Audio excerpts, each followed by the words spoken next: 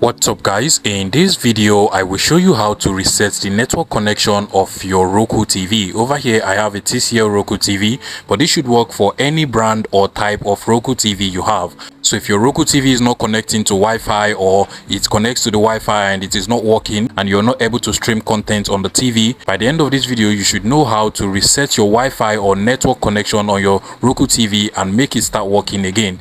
Basically, from the home of your Roku TV, you want to come over to the settings at the bottom over here. Go ahead and click on settings, then scroll down continuously until you get to the system settings over here.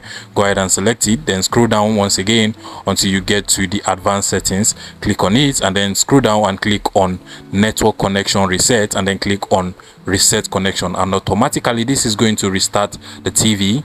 And the TV is going to come back again. This time the network connection of the TV has been factory reset. So basically you can come back to the settings of the TV, click on network, click on setup network, and then maybe search for available Wi-Fi network and now connect to the TV. Trust me, this will most likely fix any issue you're having with your Roku TV not connecting to Wi-Fi. So I can go ahead and try connecting to Wi-Fi now, and then enter my password, and then just scroll down here and click on connect.